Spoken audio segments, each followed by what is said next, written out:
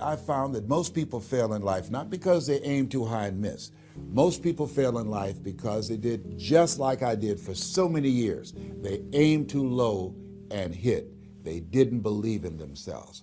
So I want you right now, as we begin to think about the lessons and all the things that you've experienced and all of the comments and stories and strategies and lessons that you've had, I think it's time to revisit and look at your goals and dreams, and let's raise the bar. I remember as a kid, we would be in the backyard and we would play jump, and somebody would get on one side of the stick, my sister and then my brother, we would run and we'd jump over it. And then they say, raise it up a little bit higher. We have to back up and we would run and we'd jump over it again. And then we'd say, raise it up a little higher. And the higher it got, we had to begin to change our approach and how we were going to get over the bar. And that's the same thing in life. And so right now, I want you to think about your goals and dreams as you begin to raise them a little higher.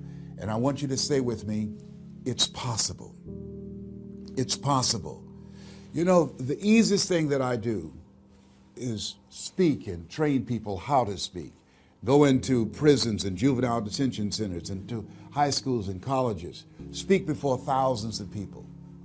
I can do that in my sleep. Let me share with you the most difficult thing I've ever done in my life. And it took me years to do. And that was to believe that it was possible. To believe that I can do it. Given my circumstances, born in an abandoned building on a floor, being adopted, being labeled educable mentally retarded, failing twice in school, no college training, never worked for a major corporation, to believe that I had something of value to say, that somebody would want to listen to me, to believe that somebody would pay me to talk to them. Have you ever thought about something you wanted to do and you talk yourself out of it? I remember going to see Zig Ziglar, who I consider the #1 motivational speaker on the planet, and Dr. Norman Vincent Peale when he was alive, and Robert Schuller. I used to see them and I would be so pumped up and inspired after hearing Jim Rohn, who recently passed, one of the great motivational speakers of all time, and Charlie Tremendous Jones. And I would go to my car pumped up, saying, yes, yes, yes, I can. And then after a while, my mental conditioning would kick in. You would say, Les Brown, you can't do that. You don't have a college education. Les Brown, you can't do that. You don't even know who your parents are. Les Brown, you can't do that. You failed twice in school. Come on. You ever thought about something you wanted to do and you talk yourself out of it? There's a proverb that says, if there's no enemy within, the enemy outside can do us no harm. That's why it's important that you make it a point every day to review these lessons, to get them deep, not only in the conscious mind, but the subconscious mind, and get them in your spirit. Well, how often should I do it? Do it until you are producing the results. That's how often you should do it. And you never stop, because once you stop, that's when those negative thoughts will come back. Once you stop, that's when you will begin to doubt yourself. Once you stop, I'm telling you what I know. Yes. Every day, it's a selling job on you. It's possible. I can do this. I can make this happen. No matter how bad it is or how bad it gets, I'm going to make it. It's possible. Yes, your dream is possible. Say that to yourself every day. Feed your mind with words that you write and words that you hear and words that you speak to yourself. Feed your faith, and your doubts will starve to death. Say to yourself, it's possible. It's possible. It's possible. Even when you have no evidence to point to, say to yourself, it's possible. There's nothing as powerful as a made-up mind. It's a struggle sometimes to do that, especially when you have people around you telling you that it's not possible, that you can't do it. And they're constantly pointing out your failures of the past, constantly reminding you of all of the things that you don't have going for you. I'm reminded of the story of two little boys that were playing on some ice during the winter. And as they got further out on this ice, one fell through the thin ice. And so the little fellow that was still on top of the ice, he was trying to save his little buddy. and he couldn't reach him. He was trying to pull him. He could see him through the thin ice as he got further away from him, struggling. And he couldn't reach him, and he's trying to break the ice, and he couldn't do it. And he looked around, and he saw a tree in the distance, and he ran, and he got up on the tree, and he pulled and broke down an enormous sized branch, and came back and savagely began to beat that ice and broke it. And miraculously, he saved his friend. And when the paramedics came, and they were able to revive this little boy, they were scratching their heads. They're trying to figure this out. Said, how could this little pruny fellow go up in a tree and break off a branch this size and then come back and beat and break the ice and save his friend? They thought it was just miraculous. It was baffling. And an old guy who was there said, I can tell you how he did it. And they said, how? How did he do it? And he said, there was no one here to tell him that he couldn't do it. Whoa. What could you do? What could I do? What could all of us do if we did not have the naysayers in our lives? That we believe naively, like that little boy, that it was possible.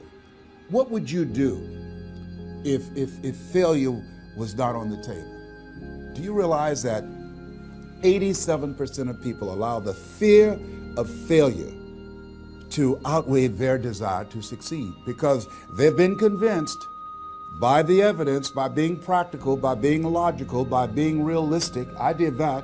Leslie, yes? You're going to speak for corporations? Yes. Leslie, do they have a college education? Yes. Do you? Wesley, you know that I don't have a college education. Leslie, are these people experienced? Yes. Are there people with PhDs and MBAs that they could choose rather than choose you? Yes.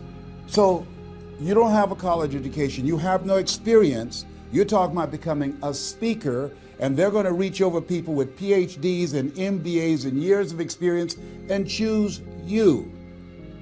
Are you being realistic? Come on, Leslie. Come on, Leslie. You can't do this.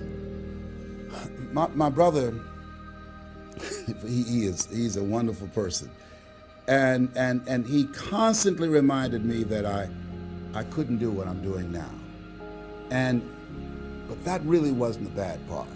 The real bad part was I convinced myself that I couldn't do it. Not only because of those things that he pointed out, being practical and realistic, but also that within myself, I didn't believe what Mike Williams, my mentor, said was possible for me. Have you ever had somebody who believed and saw something for you that you didn't see for yourself? And here's how I escaped that. I discovered that sometimes you have to believe in somebody's belief in you until your belief kicks in. So here's what I am believing for you. The goals that you right now have, the things that you have envisioned for yourself, this is a reflection. What you've done thus far and what you are engaged in doing is what's possible for you right now. But there's even more. You don't even know what's in the future. Eye has not seen, ear has not heard. If you believe in yourself, if you constantly remind yourself after every defeat, after every setback, every time you get knocked down, I've got a saying, if life knocks you down, try and land on your back, because if you can look up, you can get up. See, a lot of people, because of failure, they stop believing. Let me share something with you. You will fail your way to success. Yes. 8 out of 10 millionaires have been financially bankrupt. You will fail your way to success. It doesn't matter how many times you fail. It doesn't matter how many times people tell you that you can't do it. It doesn't matter if you don't have a dime in the bank. You will fail your way to success. What's very important is you're believing in yourself. You're constantly saying, somehow, some way, I'm going to make it. I remember a lady out of Detroit, Michigan. They call her Martha Jean the Queen. And she had a motivational message she gave all the time on the radio. And the question she would ask was, do you really want to win? Do you really want to win? And she said, if you really want to win in life, you've got to believe in yourself when no one else does. You've got to believe in yourself. See, it's easy to believe in yourself and to have faith if you have a good bill of health, if your relationship is working out fine, if you have money in the bank, if you have a secure job, if your mortgage note is paid current, if the children are acting like they have good sense. It's easy. If you go to a doctor, they say, oh, you're doing real good, I'll see you next year. It's easy to have faith then. Let me tell you when it's really tough to have faith. When you lose your job, when you lose your retirement, when you go to the doctor and they look at you and say, you have cancer. Cancer is the most feared word in 7 different languages. That's when it's tough to have faith then. And that's when you need to call on your faith then. They said faith is the oil that takes the friction out of living. That's when you need to believe in yourself then and judge not according to appearances and say to yourself, it's possible. It's possible. I can make it. It's possible. I'm going to get through this. It's possible. I'm not going to allow this to get the best of me. Yeah. I don't know what you're up against. I don't know what you're facing, but here's what I do know. You've got something special. You've got greatness in you.